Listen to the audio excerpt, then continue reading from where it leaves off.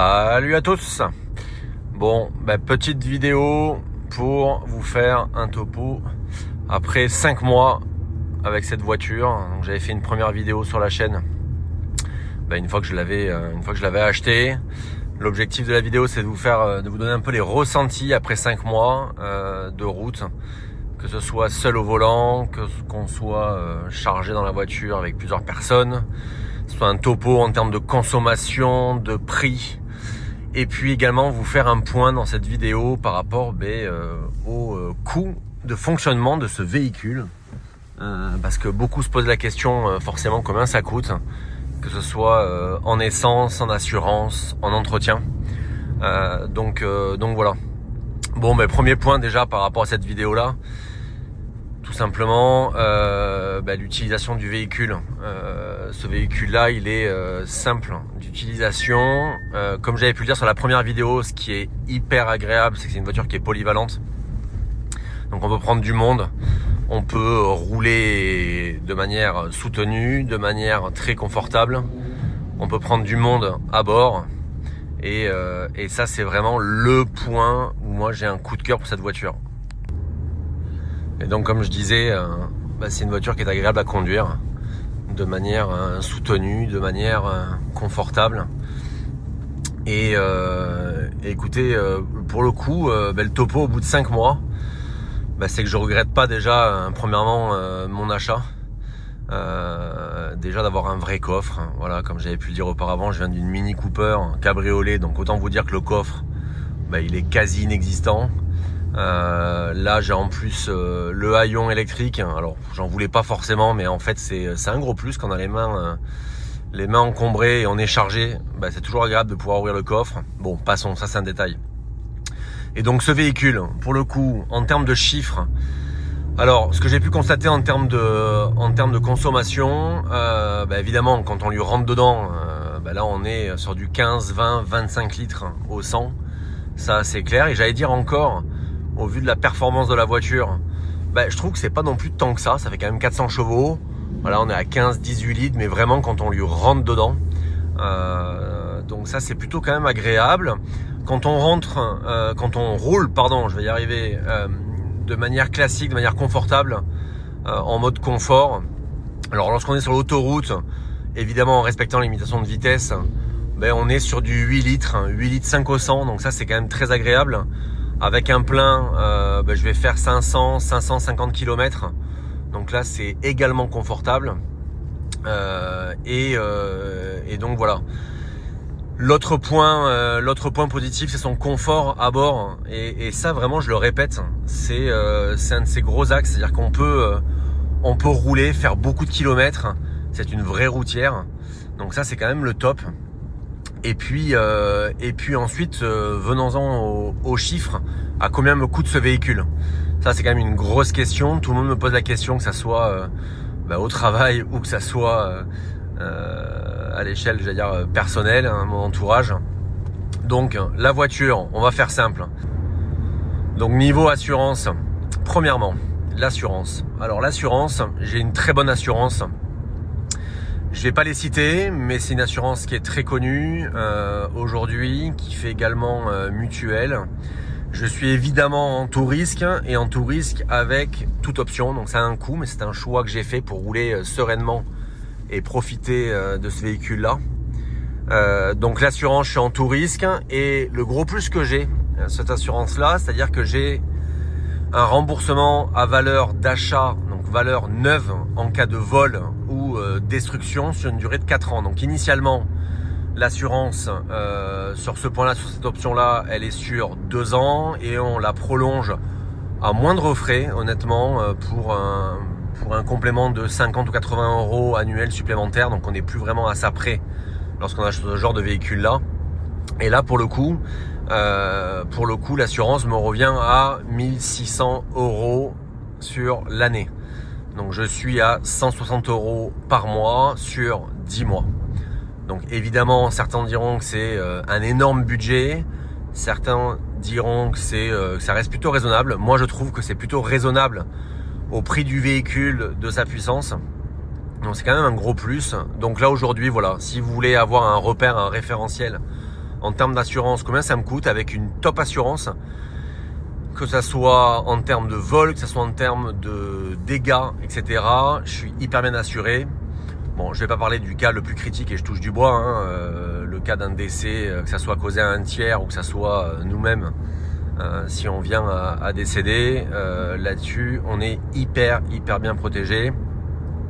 Donc voilà, donc si vous avez des questions par rapport à cette assurance-là, je vous invite à me faire un commentaire ou à m'écrire et je n'hésiterai pas à vous répondre, à vous dire quelle assurance c'est et de quoi il s'agit.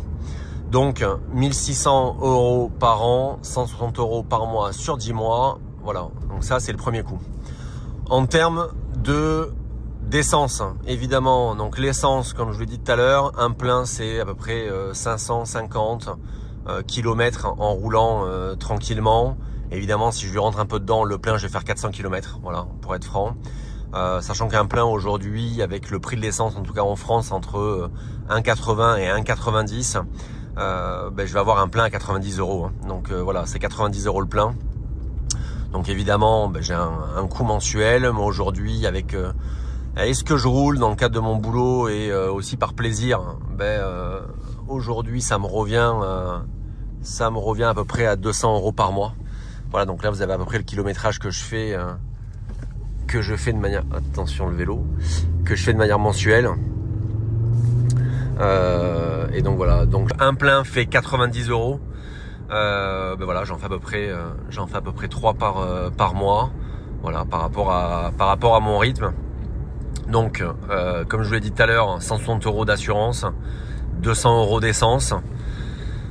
C'est déjà un budget. À cela s'ajoute, et j'avais pu le dire sur la première vidéo que j'ai faite sur la présentation de la voiture. Je vous invite à aller la regarder pour avoir plus de détails sur le véhicule.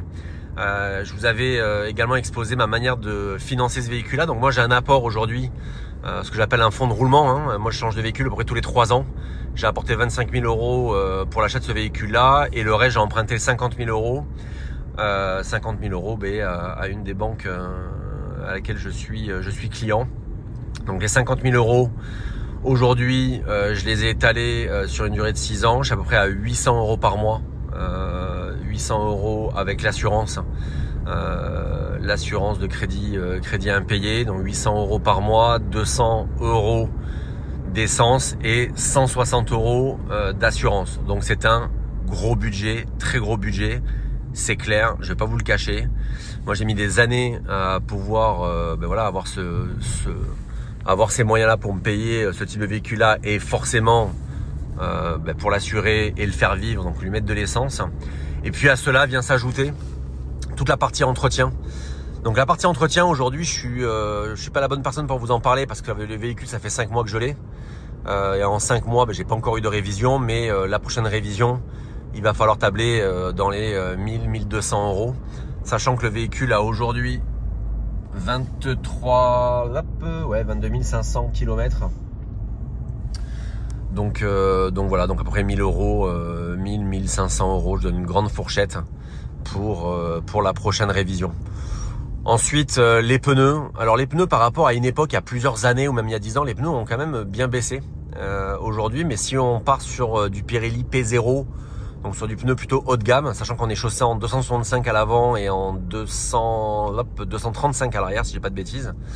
Arrêtez-moi si je dis une bêtise. Et si vous avez un commentaire à faire, n'hésitez pas à le faire sur la vidéo. Mais aujourd'hui, pour faire très simple, train devant, train de pneus avant, plus arrière, montage, équilibrage, on est sur 1000 €. Voilà, donc j'allais dire, c'est malheureusement facile à retenir. Hein. On est à chaque fois sur des coûts de 1000 €. Mais on est à peu près sur ça. Voilà. Donc pour revenir à ce que je vous disais, voilà, à peu près 200 € d'essence, 160 € d'assurance par mois. Et puis là, je suis à 750-800 € de prêt, sachant que j'ai quand même fait un bon apport. Alors moi, ça me convient ce mode de financement-là. Ça me convient. Certains diront que c'est une bêtise, certains diront que c'est un bon point. Bon, voilà. Donc je me suis consolidé ces dernières années un fonds de roulement et je finance le véhicule à hauteur de 25-30%. Voilà. Voilà ce que je peux vous dire, les amis.